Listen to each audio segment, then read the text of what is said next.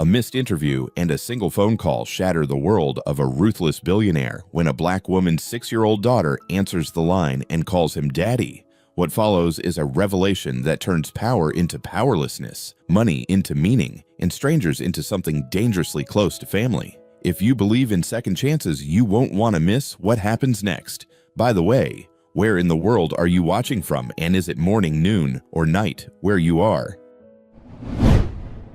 Liam Robinson, a name synonymous with towering success in the sprawling competitive landscape of American enterprise, slammed his fist onto the polished obsidian desk. The sound echoed through his expansive corner office perched high on the 47th floor of a gleaming skyscraper in a bustling metropolis. Below him, the city's vast skyline stretched a testament to the colossal tech empire he had meticulously built from the ground up.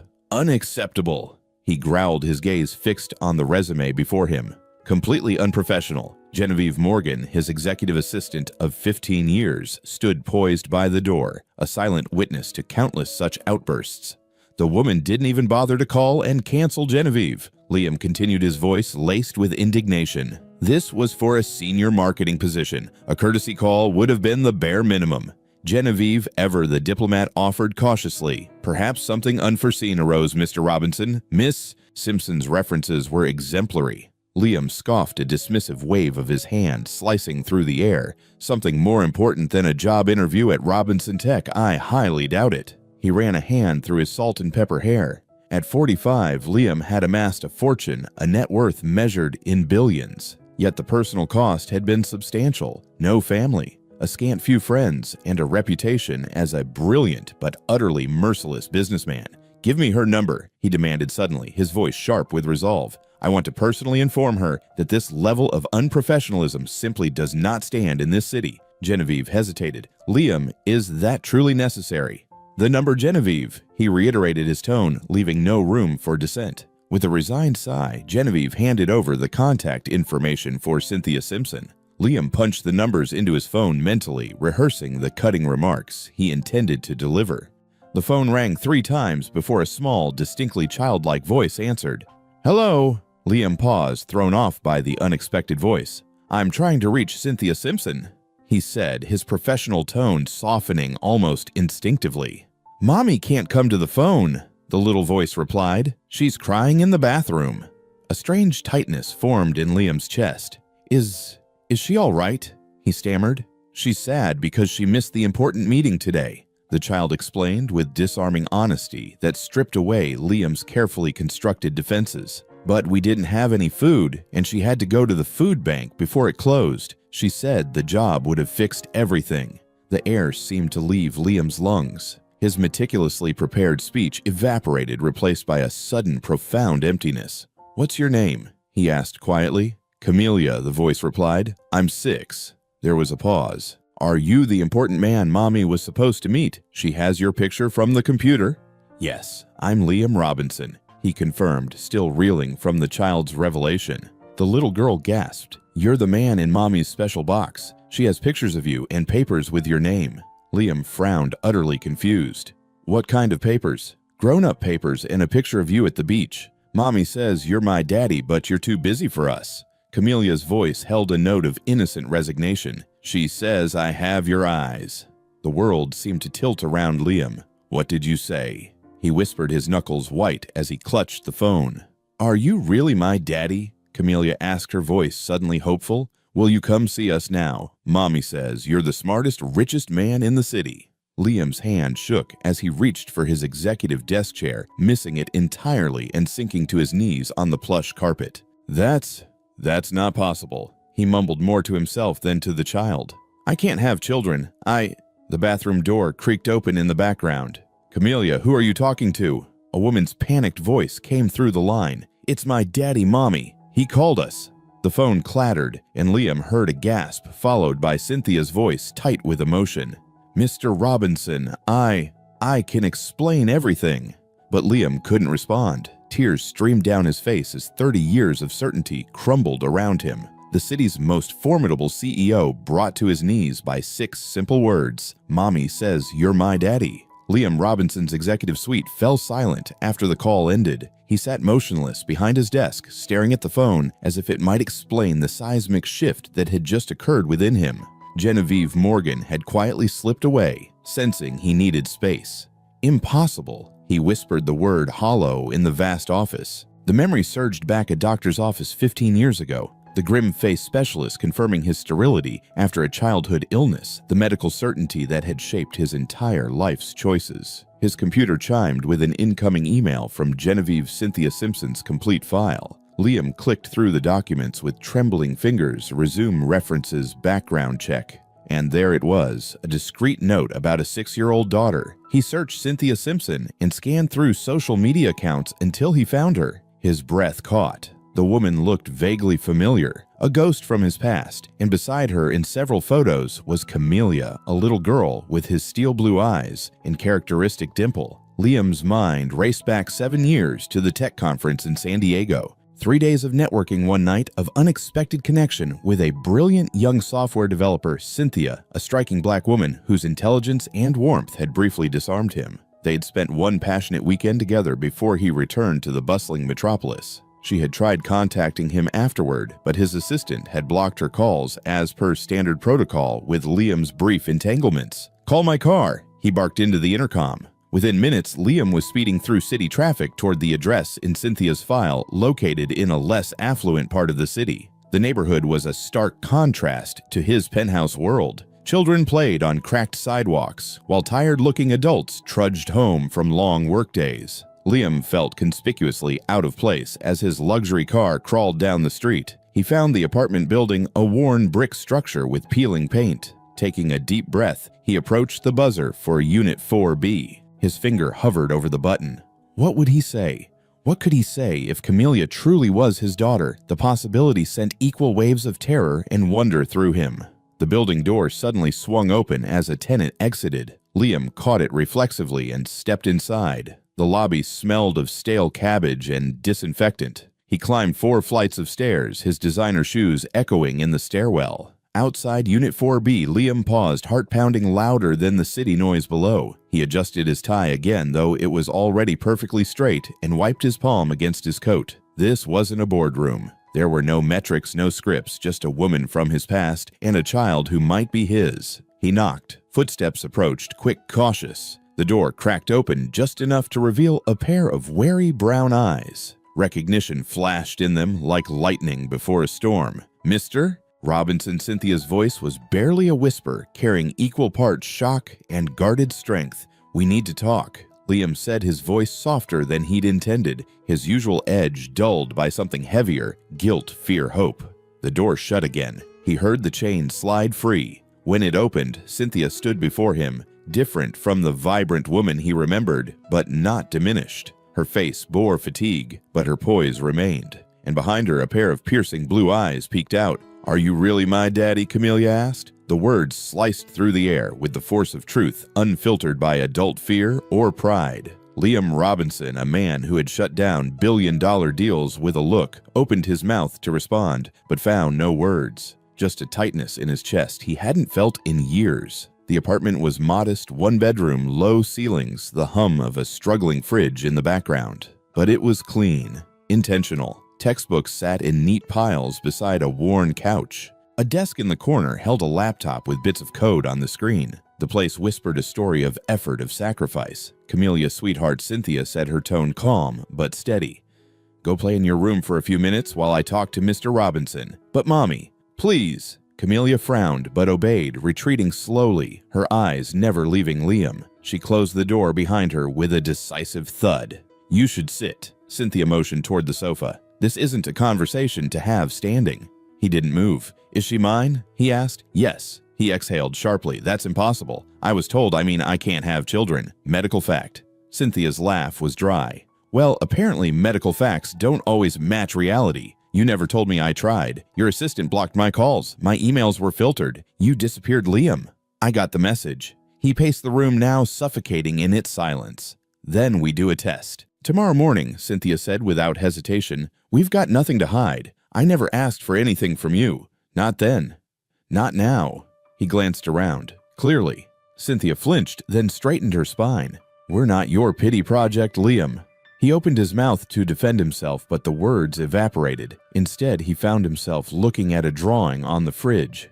Crayon lines, a little girl, a mother, a man in a suit with dollar signs on his chest and a crown on his head.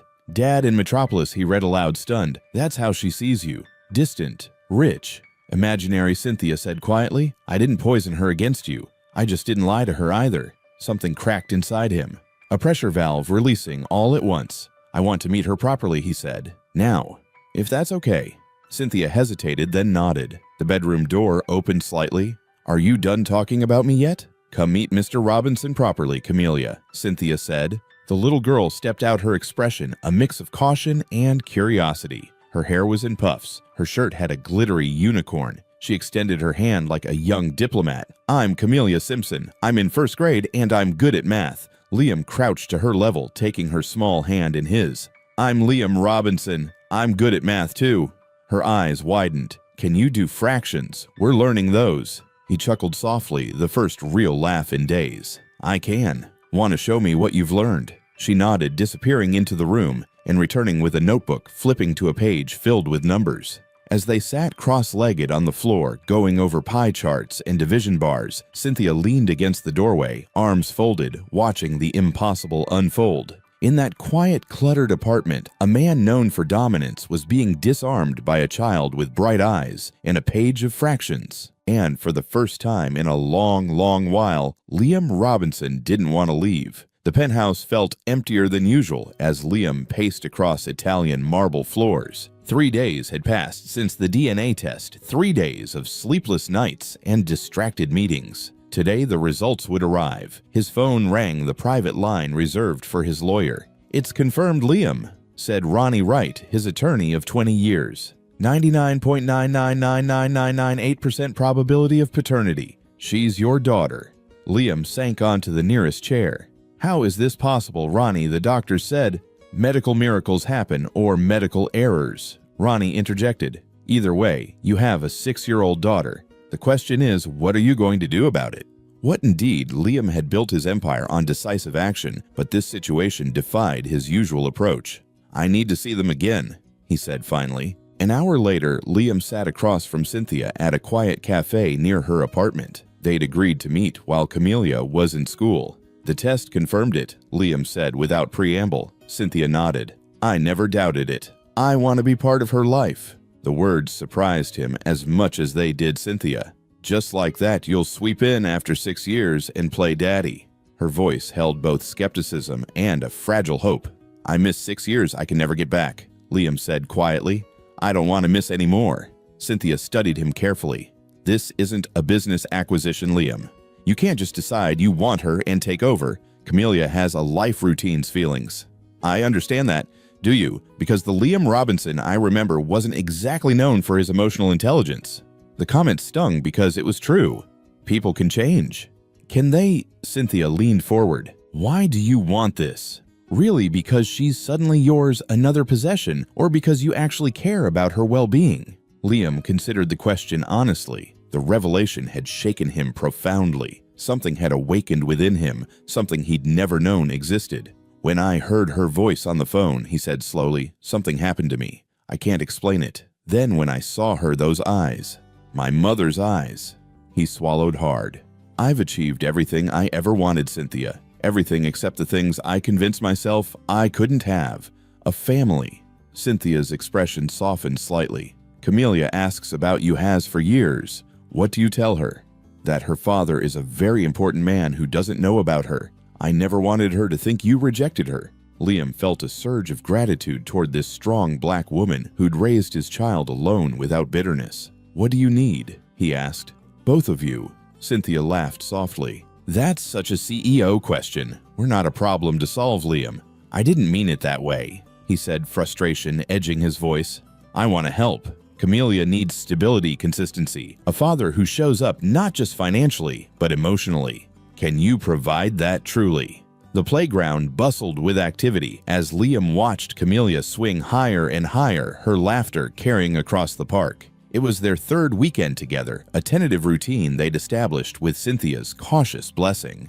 "Higher, Liam, push me higher," Camelia called. He still felt strange hearing her call him Liam instead of Daddy, but Cynthia had suggested they take things slowly. Camelia knew he was her father, but building that relationship would take time. "Not too high, monkey," he cautioned, giving another gentle push. The nickname had slipped out naturally during their first outing, and Camelia had beamed with delight. From a bench nearby, Cynthia observed them, her expression a complex mixture of emotions. Their own relationship remained cordial, but guarded. Too much history, too many unspoken words between them. "Liam," Camelia said as the swing slowed, "why don't you live with us?" Liam froze. He'd been dreading this question. "Well, grown-ups sometimes have complicated living arrangements. Tommy's dad lives somewhere else too, but now he's back home. His mom says they're trying again." Liam carefully helped her off the swing. "Every family is different, Camelia, but I'll always be your dad no matter where I live. Promise. I promise." The solemnity in her eyes nearly undid him. Later, as Camelia played with another child on the jungle gym, Liam joined Cynthia on the bench. "She's asking questions," he said quietly. Cynthia nodded. "I expected she would. I'm not sure I'm answering them right. There are no perfect answers, just honest ones." She hesitated. "You're doing better than I expected." Coming from Cynthia, this qualified as high praise. Liam felt an unexpected warmth spread through his chest. "I've been thinking," he ventured. "Your apartment." Cynthia stiffened immediately. "We don't need your charity. It's not charity to want your child to live somewhere safe. The building's infrastructure is concerning Cynthia. Last weekend the elevator wasn't working, and the week before there was that water leak. We manage. You shouldn't have to just manage. Not when I can help." He softened his tone. "I'm not suggesting anything dramatic. Maybe a better apartment in the same neighborhood. Camelia wouldn't have to change schools." Cynthia was quiet for a long moment, watching Camelia play. "I've applied to a coding boot camp," she finally said. "If I get in, it could change everything for us. Better job, better future." "That's fantastic. When do you find out?" "Next week, but the program is full-time for 3 months. I'd have to quit my current job, and with childcare costs..." She shook her head. Liam saw the opening. "Let me help with that. Not forever, just while you're in the program. Consider it an investment in Camelia's future." Cynthia's pride wavered visibly with practicality. "I'll think about it." A shriek of laughter drew their attention. Camelia was being chased by a boy around the jungle gym, her face alight with joy. "She looks like my mother when she smiles," Liam said softly. "I have photos I could show you sometime." Cynthia turned to him, really looking at him perhaps for the first time.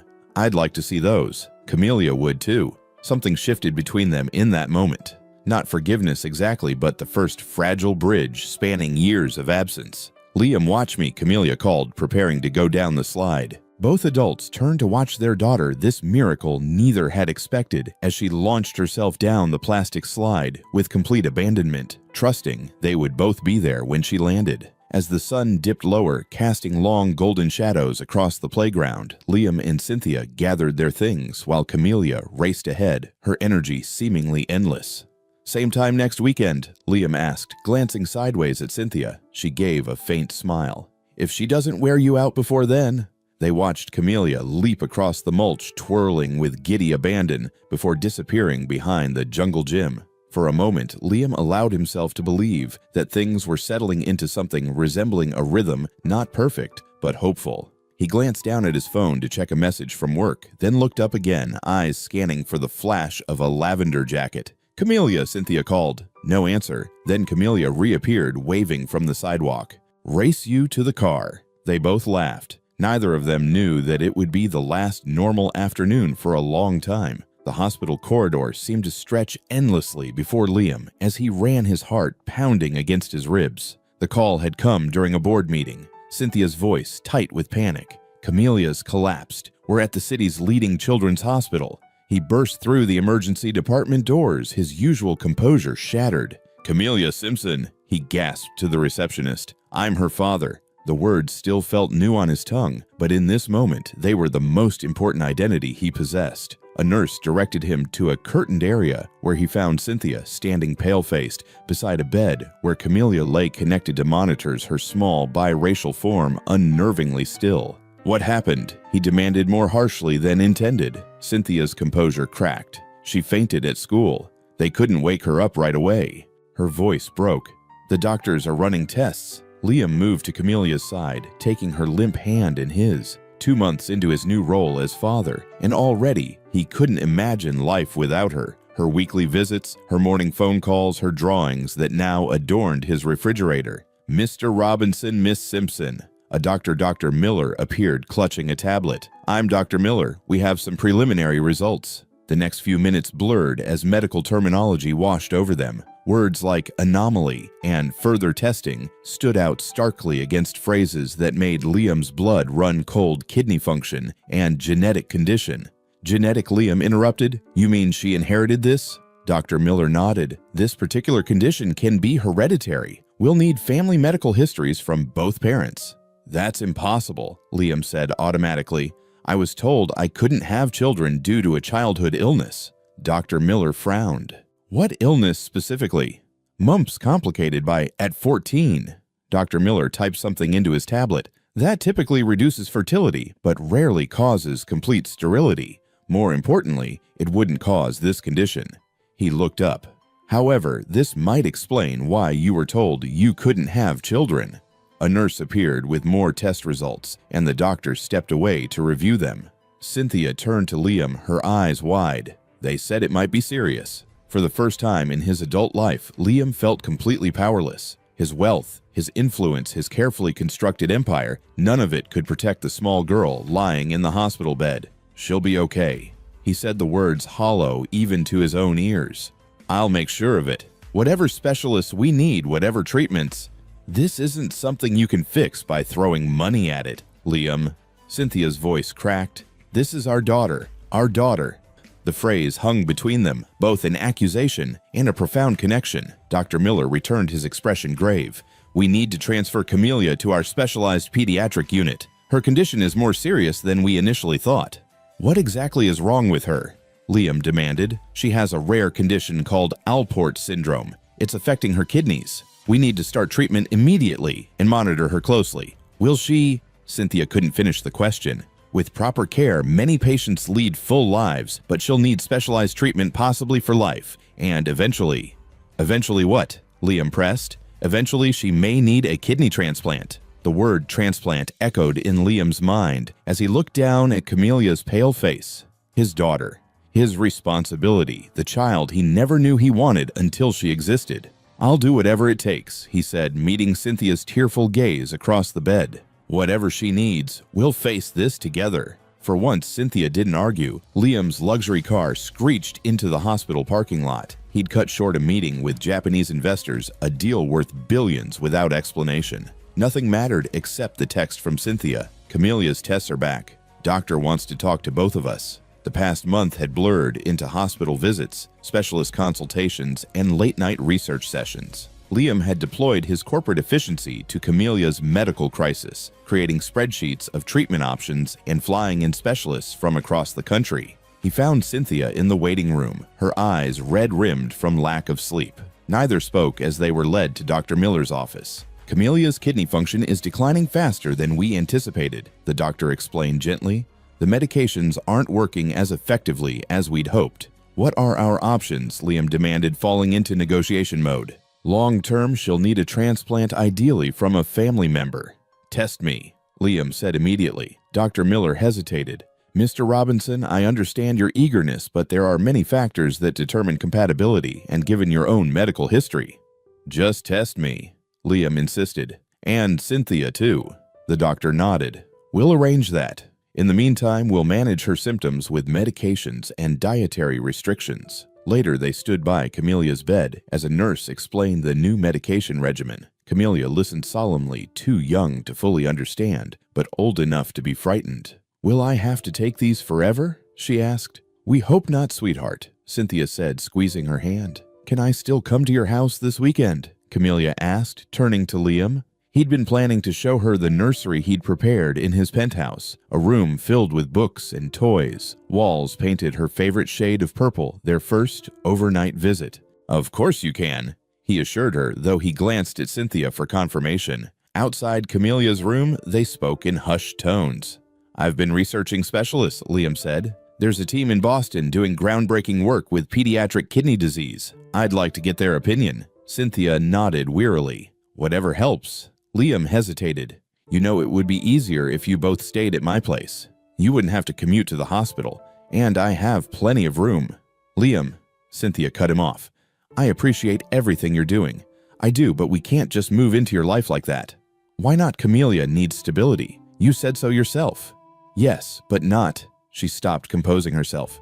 This isn't about us. It's about what's best for her. And having her parents together isn't what's best. The question hung between them, loaded with implications. Cynthia looked away. We're not a couple, Liam. We're barely even friends. We could be, he said quietly. Before she could respond, Camelia's nurse approached with paperwork, ending the conversation. That night, alone in his penthouse, Liam wandered into the purple bedroom he'd created for his daughter. A sequence of framed pictures lined one wall. Photos of Camelia from birth to present, provided by Cynthia. 6 years of a life he'd missed. He picked up a small stuffed rabbit waiting on the perfectly made bed, Camelia's favorite animal. Tomorrow, he'd bring it to the hospital. His phone rang, his executive assistant, Genevieve Morgan, reminding him of the rescheduled investor meeting. Cancel it, Liam said. Cancel everything for the next week. Sir, Genevieve's voice registered rare shock. The board won't be pleased. The board doesn't matter. Nothing matters except Camelia.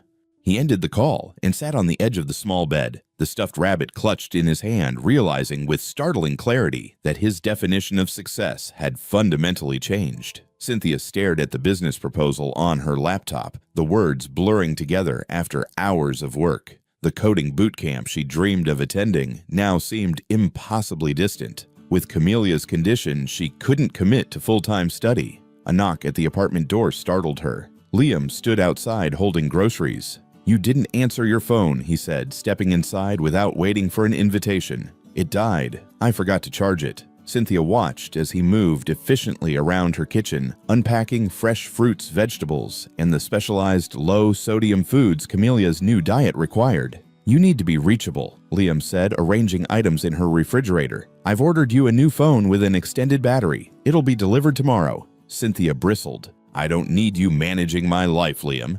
He paused, a container of organic blueberries in hand. In the 2 months since Camelia's diagnosis, they'd fallen into an uneasy co-parenting arrangement. Liam handled medical costs and used his connections to secure the best care, while Cynthia coordinated daily treatments and appointments. You're right, he conceded. I'm sorry. Old habits. The simple apology disarmed her. The Liam she'd known 7 years ago would never have apologized for anything. How was Camelia today? He asked, changing subjects. Tired after dialysis, but she perked up when I mentioned you were coming for dinner. Liam smiled. I brought her favorite ice cream, the special kidney-friendly kind. Cynthia watched him move around her kitchen with surprising competence. When did you learn to cook? YouTube, he admitted. After Camelia mentioned she liked chicken parmesan, I had my chef teach me the basics. The image of billionaire Liam Robinson taking cooking lessons for a 6-year-old struck Cynthia as absurdly touching. As Liam prepared dinner, Cynthia returned to her laptop. What are you working on so intently? He asked, glancing over her shoulder. A freelance web development project trying to supplement my income since I had to cut back hours at work for Camelia's appointments. Liam studied the screen. This is good work. Cynthia blinked, surprised by the professional assessment. Thanks. It's just a small business site, but no, I mean it. The code is elegant. He pointed to a section. Though this function could be more efficient. You code? Cynthia asked, incredulous. Liam smiled. Cynthia, I built Robinson Tech on my own programming before I could afford to hire engineers. I still review our core architecture. Cynthia had forgotten this aspect of him, the brilliant mind behind the businessman. It was what had attracted her 7 years ago at the tech conference before she discovered the cold ambition that defined the rest of him. The front door opened as Camelia, her light brown skin glowing with youthful energy, returned from her neighbor friend's apartment. Her face lit up when she saw Liam. Liam, you came. She ran to him, and he scooped her up carefully, mindful of her recently implanted dialysis port. Of course I came. I promised, didn't I? Camelia nodded solemnly. Mom says promises are very important. Your mom is right. Liam met Cynthia's eyes over Camelia's head. Something unspoken passed between them, an acknowledgement of the promises made and broken in their shared past. Later, after Camelia had gone to bed, they sat together at the small kitchen table. I have a proposition, Liam said quietly. Cynthia tensed. Liam, not that kind, he clarified quickly. A professional one. Robinson Tech needs contract developers for a new project. Remote work, flexible hours. Cynthia stared at him. Are you offering me a job? I'm offering you an opportunity. Your coding skills are solid, and you need work that accommodates Camelia's schedule. I don't want charity. It's not charity. It's mutually beneficial. You get paid work on your terms, and I get a developer who won't waste time on office politics. Cynthia considered the offer, weighing pride against practicality. I'd report to you. Liam shook his head. To our project lead. You'd be treated like any other contractor. I'll think about it, she said finally. He nodded, accepting her response. As he prepared to leave, he paused at the door. Cynthia, about what you said at the hospital that we're not even friends. Could we try to be? The vulnerability in his question caught her off guard. This wasn't the Liam Robinson who dismissed her calls 7 years ago. For Camelia's sake, she agreed cautiously. We can try. What do you mean, not compatible? Liam's voice echoed through the consultation room. Dr. Miller sighed. Neither you nor Miss Simpson is a suitable kidney donor match for Camelia. Your blood types are compatible, but the tissue typing shows a high risk of rejection. 3 months had passed since Camelia's diagnosis. Her condition had stabilized with treatment, but the need for a transplant remained inevitable. There has to be a mistake, Liam insisted. We ran the test twice, the doctor confirmed. I'm sorry. Cynthia sat quietly absorbing the news while Liam paced like a caged tiger. So what now? She finally asked. Camelia goes on the national transplant list, Dr. Miller explained. Given her age and condition, she'll have priority, but it could still be months or longer. Months! Liam's voice rose. She needs help now. Her dialysis is managing the symptoms, the doctor reminded him. Many patients wait years for compatible donors. Unacceptable! Liam snapped, falling back on his familiar corporate coldness. There must be alternatives. Extended family members could be tested, Dr. Miller suggested. Siblings, aunts, uncles, grandparents. My parents are deceased, Cynthia said softly. I have no siblings. My father died years ago, Liam added. My mother is in her 70s with health issues of her own. They left the hospital in silence, the weight of uncertainty pressing down on them. In the parking lot, Liam turned to Cynthia. Move in with me, he said abruptly. What? You and Camelia. My penthouse has 5 bedrooms. You'd have your own space privacy. Camelia would have a stable environment close to the hospital. Cynthia shook her head. Liam, we've discussed this. This isn't about us, he insisted. It's about providing the best care for Camelia. The commute is wearing you down. You're exhausted. She couldn't deny that. The hours spent on public transit between work home and hospital had taken their toll. The freelance work for Robinson Tech had helped financially, but time remained her scarcest resource. Just think about it, Liam pressed, for Camelia's sake. I need to get back to her, Cynthia said, avoiding a direct answer. That evening, after Camelia had fallen asleep in her hospital bed, Cynthia stepped into the hallway to call Liam. I've been researching alternative donor programs, he said without greeting. There's a paired exchange program where incompatible donor-recipient pairs are matched with others in the same situation. Liam slowed down. The doctor said Camelia's stable for now. For now isn't good enough, he snapped. I'm holding a press conference tomorrow. You're going public with Camelia's condition, appealing for donors, without discussing it with me first. Cynthia's voice shook with anger. She's our daughter, Liam, not a publicity stunt. This isn't about publicity. It's about using every resource I have, including turning our private struggle into a public spectacle. Camelia deserves dignity, not to be the subject of some billionaire's heartstring-tugging campaign. The silence that followed vibrated with tension. You still don't trust me, Liam finally said, his voice flat.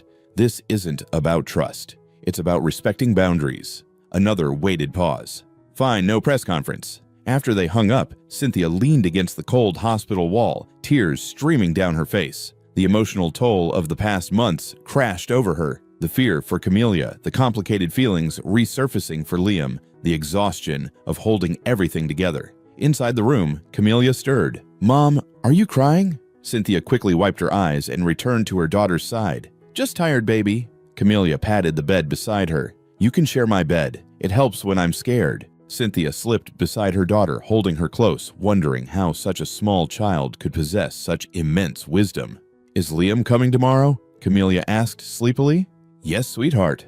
Good. He promised to read me the next Harry Potter chapter. Cynthia kissed her daughter's forehead, recognizing that despite their differences, Liam had kept every promise he'd made to Camelia. Perhaps that counted for something after all. The holiday decorations in the children's ward couldn't mask the sterile hospital environment, but Camelia's room had become a riot of color. Artwork covered the walls, stuffed animals crowded her bed, and a small Christmas tree twinkled in the corner Liam's addition. 4 months into Camelia's treatment, they'd settled into a rhythm.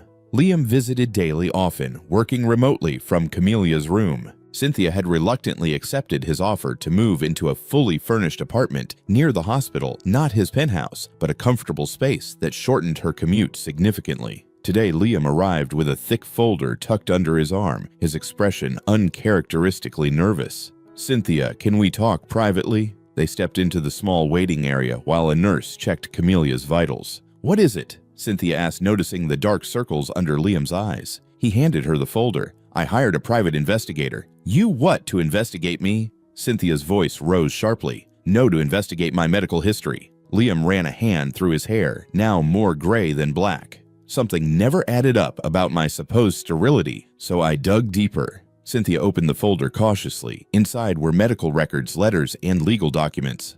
"My father paid the doctor to lie to me," Liam said, his voice hollow. "When I was 14 and developed complications from mumps, he bribed my specialist to tell me I could never have children." Cynthia stared at him in disbelief. Why would anyone do that to their child? Control. Liam's face hardened. "William Robinson didn't want an heir threatening his empire. He wanted me focused solely on the business with no distractions like family." "That's monstrous," Cynthia whispered, a sense of outrage building within her for the injustice Liam had suffered and the long-reaching impact of it. "There's more." Liam pointed to a specific document. "The investigator found my original unaltered medical records. According to this, I didn't just have mumps. I had a genetic kidney abnormality that went undiagnosed. The same condition that causes Alport syndrome." Cynthia gasped. "You mean, I'm not just Camelia's father. I gave her this condition." His voice cracked with emotion. "But it also means I might be able to donate after all." Cynthia's mind raced, connecting dots. The tissue compatibility issue might be related to specific antigen markers associated with the condition. "I've already contacted Dr. Miller with this information. They're running new tests tomorrow." Cynthia sank into a chair, overwhelmed by the implications. "You could be her donor." Liam nodded, his usual confidence replaced by vulnerable hope. "It's why I never got sick despite working myself to exhaustion. My kidneys have a unique structure, abnormal but functional. The doctor thinks I might be the perfect donor precisely because I carry the same genetic markers." The revelation hung between them, altering everything. "Does Camelia know?" Cynthia asked. "Not yet. I wanted to tell you first." Cynthia studied the man before her, so different from the arrogant CEO who dismissed her years ago. In his face, she saw fear, hope, and determination intermingled. "Thank you," she said simply, "for not giving up." Liam met her gaze. "I've spent my life pursuing success, Cynthia. I defined it as wealth, power, recognition, but I was wrong." He glanced toward Camelia's room. "She's my greatest achievement, and I had nothing to do with it. That's on you. You raised an extraordinary child while I was chasing meaningless goals." The sincerity in his voice touched something deep within Cynthia, a place she'd guarded carefully against him. Before she could respond, Camelia's nurse appeared. "She's asking for both of you," the nurse said with a smile. "Something about a Christmas list that needs serious discussion." They found Camelia sitting up in bed, colored markers spread around her. She beamed at them. "Perfect timing. I need help with my list for Santa." Liam and Cynthia exchanged a look, one of shared purpose, shared hope, and perhaps something more. For the first time, they faced the future not as reluctant co-parents, but as allies in the most important battle of their lives. Snow fell silently outside the hospital window as Liam kept his solitary vigil. In the bed beside him, Camelia slept fitfully, her small body dwarfed by machines monitoring her deteriorating condition. The Christmas holiday had come and gone, marked by forced cheer in the pediatric ward and presents open from a hospital bed. The new tests had confirmed Liam's stunning compatibility as a donor, but Camelia's health had taken a sudden downturn, delaying the transplant. Her kidney function had plummeted, requiring more aggressive dialysis while doctors worked to stabilize her condition. Liam checked his watch. 3:14 a.m. Cynthia had finally succumbed to exhaustion around midnight, retreating to the cot in the corner after Liam promised to wake her if anything changed. He studied her sleeping form, marveling at her strength through this ordeal. These past 5 months had transformed him in ways his wealth never could. Board meetings and profit margins seemed trivial compared to the numbers that now consumed him. Camelia's creatinine levels, blood pressure readings, medication dosages. His phone vibrated with a text from his COO. Board meeting in 4 hours. Presence required for merger vote. Liam typed a simple reply, "Not coming. Handle it." Then he silenced the device and returned it to his pocket. The old Liam would never have delegated such a critical decision, but priorities had shifted seismically. Camelia stirred her eyes, fluttering open. "Liam," she whispered. He leaned closer. "I'm here, monkey. Need anything?" She considered this question with characteristic seriousness. "Tell," Liam smiled. "Which one, Harry Potter?" She shook her head. "Tell me about when you were little." The request caught him off guard. He rarely spoke about his childhood, the cold mansion in Connecticut, the distant father, the mother who'd retreated into pills and alcohol. "Well," he began hesitantly, "when I was about your age, I built my first computer from parts I found at a junkyard." Camelia's eyes widened. "By yourself?" "All by myself. My father thought it was a waste of time. He wanted me to study finance, not technology." "Was he mean?" Camelia asked with a child's directness. Liam considered how to answer.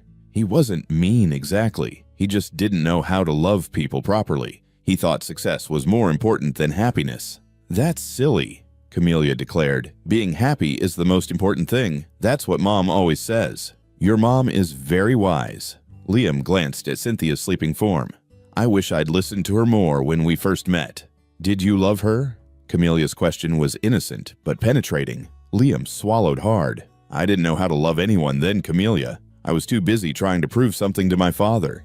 "Do you know how to love people now?" The question pierced him deeply. "I'm learning," he answered honestly. "You're teaching me." Camelia seemed satisfied with this response. She clutched her favorite stuffed rabbit, the one Liam had brought to the hospital months ago. "When I get your kidney, will I be like you?" she asked sleepily. "How do you mean? Will I be good at math and computers?" Liam smiled. "You already are, but you're also kind and brave like your mother. That's much more important." Camelia's eyelids grew heavy. "Mom says the operation is tomorrow." "If your numbers look good in the morning," Liam confirmed, trying to keep his voice steady despite the fear coursing through him. The risks of the surgery had been explained in excruciating detail by the transplant team risks to both Camelia and himself.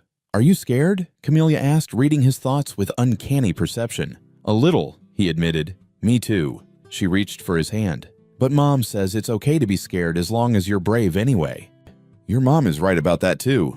Camelia drifted back to sleep, her small fingers intertwined with his. Liam continued his vigil, watching the snow fall and contemplating how a 6-year-old biracial girl had accomplished what years of therapy had failed to achieve, breaking through the walls around his heart. Across the room, Cynthia opened her eyes, having heard their exchange. Their gazes met in the dim light, a world of unspoken feelings passing between them. Tomorrow would bring its own challenges, but for this moment, they were united in love for the child who had brought them together in the most unexpected way. The morning of the transplant surgery dawned bright and cold sunlight reflecting off fresh snow that blanketed the city. Liam stood at the window of Camelia's hospital room, watching the world outside continue its normal rhythm, while his own universe had narrowed to this single day, this critical procedure. Behind him, a team of nurses prepared Camelia for surgery, their movements efficient and gentle. Cynthia sat beside their daughter, reading her favorite story, one more time, a ritual they'd established before every procedure. Mr. Robinson, the transplant coordinator, appeared at his elbow. "It's time for your pre-op." Liam nodded, turning back to the room.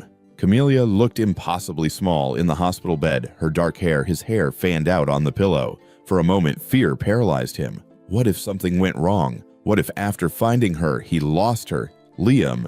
Camelia's voice cut through his spiraling thoughts. "Don't forget our deal." He smiled, remembering their conversation from the night before. "I won't forget Disney World as soon as you're cleared to travel." "And Mom comes too," Camelia reminded him solemnly. "Of course." Liam glanced at Cynthia, who managed a tense smile. He approached the bed, heart hammering against his ribs. The business titan who negotiated billion-dollar deals without breaking a sweat now found himself terrified of a medical procedure that thousands underwent successfully each year. "I'll see you on the other side, monkey," he said, bending to kiss Camelia's forehead. "I'll have your kidney, and you'll have my stuffed rabbit," she replied, handing him the well-loved toy. "So we both have something of each other's." Liam accepted the rabbit throat tight with emotion. It's a fair trade. As the nurses prepared to wheel Camelia to the operating room, Cynthia rose to walk alongside the bed. Liam hung back, giving them space for their private goodbye. The relationship between mother and daughter, built on 6 years of shared struggles, joys, and unwavering love, was something he observed with equal parts admiration and envy. Cynthia approached him after Camelia had been taken down the hall. "Your turn," she said, her voice steadier than he expected. Liam nodded, clutching the stuffed rabbit. "Cynthia, if something happens, don't." She cut him off firmly. "Nothing will happen. You're both coming back." Her certainty steadied him. "I've updated my will anyway. Everything goes to Camelia with you as trustee until she's of age." Cynthia's professional composure cracked slightly. "Liam, and there's a trust for her education, medical expenses, everything she could need. The paperwork is with my lawyer, Marcus Thorne. I've left his contact information. Stop planning for your death and start focusing on your recovery." Cynthia interrupted, her eyes flashing. "Camelia needs you alive, not your money." The words struck him with unexpected force. Camelia needed him. Not his wealth, not his influence, but him. The revelation still felt new after months of adjustment to fatherhood. Cynthia's expression softened. She reached out hesitantly, then pulled him into an unexpected embrace. "Thank you," she whispered against his shoulder, "for giving her this chance." Liam held her briefly, inhaling the faint scent of her shampoo, the same one she'd used 7 years ago. "Thank you for raising her," he replied, "for being everything I couldn't be." They separated as the pre-op nurse approached. Liam handed the stuffed rabbit to Cynthia. "Keep this safe until we're both back." "I will," she promised as they wheeled him toward the operating room. Liam closed his eyes, remembering the boardroom of Robinson Tech. 6 months ago, his thoughts would have been consumed with stock prices, acquisitions, and strategic planning. Now, all that mattered was a small biracial girl with his eyes and a spirit he could only hope to emulate. 6 weeks later, Liam stood in the doorway of his home office, watching Camelia concentrate on the coding tutorial displayed on her tablet. After their release from the hospital, he'd converted the space into a comfortable recovery room where he could work while keeping Camelia company during her convalescence. The transplant had been successful beyond all expectations. Camelia's body had accepted the kidney with minimal complications, her strength returning more quickly than the doctors had predicted. Liam's own recovery had been slower, a fact that amused Camelia to no end. "You're an old man," she teased whenever he winced while standing. "Respect your elders," he'd retort, secretly delighted by her increasing vitality. The sound of the front door opening announced Cynthia's arrival. By mutual agreement, she'd moved into one of the penthouse guest suites during their recovery period, an arrangement intended to be temporary, but which had gradually evolved into something less defined. "How are my favorite patients?" she called, appearing beside Liam in the doorway. "I finished the whole coding module," Camelia announced proudly. "Liam says I'm a natural. She debugged a script faster than I could." Liam confirmed, his voice warm with pride. Cynthia smiled. "Of course she did. She has your brain and my persistence. Poor world doesn't stand a chance." The casual acknowledgement of their shared traits in Camelia no longer felt strange. Over the weeks of recovery, as they'd navigated medications, doctor's appointments, and Camelia's boundless questions, Liam and Cynthia had formed a partnership neither had anticipated. The transplant team called, Cynthia said, her tone shifting to business-like efficiency. "They want to move Camelia's next checkup to Thursday instead of Friday." "I'll reschedule the board meeting," Liam replied automatically. Cynthia gave him a measured look. "You don't have to cancel every meeting for every appointment. I can take her sometimes." "I want to be there," he insisted. "Robinson Tech managed without me for 6 weeks. They can handle another afternoon." The company had indeed survived his absence during recovery, largely due to the systems Liam had reluctantly put in place under Cynthia's practical insistence. He'd learned to delegate to trust others, to recognize that control wasn't always necessary lessons that had changed his management style upon his return. "We should celebrate after the appointment," Camelia suggested. "If my numbers are good." "They will be," Cynthia assured her. "But celebration sounds perfect. What did you have in mind?" Camelia's eyes sparkled with mischief. "The three of us should go to dinner at that fancy restaurant Liam is always talking about." Liam and Cynthia exchanged glances. They had carefully maintained separate spheres despite living under the same roof, co-parents rather than a couple. "That sounds nice," Cynthia said carefully. "If Liam isn't too busy." "Never too busy," Liam replied, the words coming easily now. 6 months ago, such a statement would have been unthinkable. His calendar meticulously scheduled in 15-minute increments, personal time, a foreign concept. Camelia beamed. "Perfect, I'll wear my new dress." Later that evening, after Camelia had gone to bed, Liam found Cynthia on the penthouse terrace, gazing out at the city lights. He poured her a glass of wine and joined her at the railing. "She's getting stronger every day," Cynthia observed, accepting the glass. "She's remarkable," Liam agreed. "Like her mother." Cynthia smiled faintly. "Flattery, Mr. Robinson." "Observation, Miss Simpson." They stood in companionable silence, the frigid winter air softened by heat lamps placed strategically around the terrace. "The lease on the apartment near the hospital expires next month," Cynthia said finally. Liam tensed slightly. "I know. I've been looking at places closer to Camelia's school." "You could stay here," he suggested, trying to keep his tone casual. "The arrangement has worked well for Camelia's recovery." Cynthia turned to face him directly. "And when her recovery is complete, what then, Liam?" The question hung between them, weighted with possibilities. "I'd like you both to stay," he said simply. "I've never had a home before, Cynthia." "Not really. This was just a place I slept between meetings. Now it's different." "Because of Camelia," she clarified. "Because of both of you." Liam set his wine glass down, gathering courage for words he'd never spoken. "I'm not the man you met 7 years ago. I'm not even the man who called you 6 months ago, ready to berate you for missing an interview." "No," Cynthia agreed softly. "You're not. When I thought I might lose Camelia during the surgery, I realized something.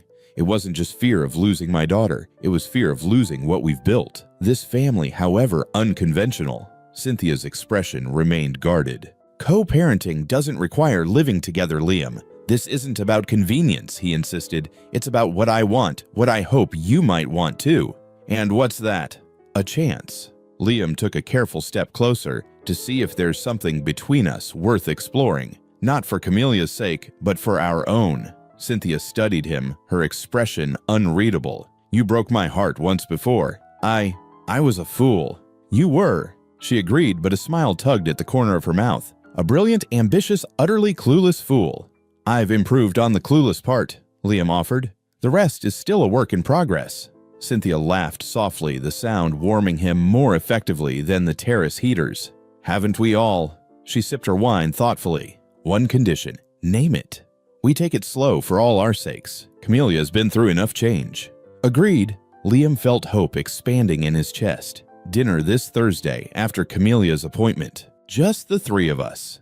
"Just the three of us," Cynthia confirmed. "Higher, Daddy, push me higher." Liam obliged, giving the swing another gentle push as Camelia soared toward the clear summer sky. The park bustled with weekend activity families enjoying the perfect June weather. 1 year had passed since that fateful phone call. A year of hospital visits, recovery milestones, and gradual healing, both physical and emotional. Camelia's new kidney functioned perfectly, her energy restored to full 7-year-old capacity. Cynthia approached carrying an ice cream cone in each hand. "1 chocolate for the monkey," she announced, handing it to Camelia as the swing slowed. "And 1 vanilla for the old man." Liam accepted the cone with mock indignation. 46 is hardly ancient. Ancient enough to complain about your back after 15 minutes of swinging. Cynthia teased, settling beside him on the park bench. Camelia skipped ahead to the jungle gym, her ice cream clutched carefully in one hand. Liam and Cynthia watched her climb with the easy confidence of a healthy child, a sight they never took for granted.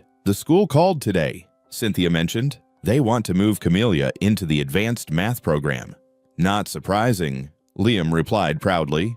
"Did I tell you she reprogrammed my smart home system yesterday? Rewrote the entire interface to include her favorite music in every room." Cynthia laughed. Your programming genes with my stubbornness is a dangerous combination. I wouldn't have it any other way. Liam took her hand, the gesture now familiar and comfortable. The past year had transformed all three of them. Cynthia had accepted a full-time position with Robinson Innovations, heading a new division focused on educational technology. Liam had restructured the company's leadership, delegating day-to-day operations to focus on strategic direction and, more importantly, to be home for dinner most nights. Their relationship had evolved slowly. Carefully, movie nights with Camellia becoming family traditions, professional respect developing into deeper understanding, separate bedrooms gradually becoming a formality rather than a necessity. I've been thinking, Liam said, watching Camellia demonstrate her climbing skills to another child. Remember that coding boot camp you wanted to attend, the one you put on hold when Camellia got sick? Cynthia nodded. What about it? You should do it if you still want to. She turned to him surprised. That was just a stepping stone. I don't need it now. Not for your career, he agreed. But you are excited about it, passionate. I don't want you to give up dreams because of circumstances. Cynthia studied him thoughtfully. When did you become so insightful? I had good teachers. Liam squeezed her hand. You and Camellia showed me what actually matters. She leaned against his shoulder, a gesture of affection that still thrilled him. I might look into it. There's a weekend program that could work with my schedule. Whatever you need to make it happen. Liam hesitated, then added, Actually, I've been thinking about scaling back myself. You, the ultimate workaholic. Former workaholic, he corrected. I'm considering stepping down as CEO, remaining as chairman, but bringing in new leadership. Cynthia straightened, turning to face him fully. Are you serious? Robinson Innovations is your life's work. It was, Liam acknowledged. Now it's just work. Important work, but not what defines me anymore.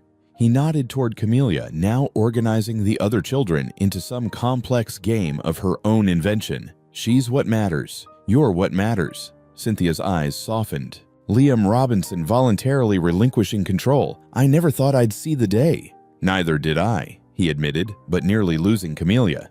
It changed my perspective permanently. I don't want to miss anything else.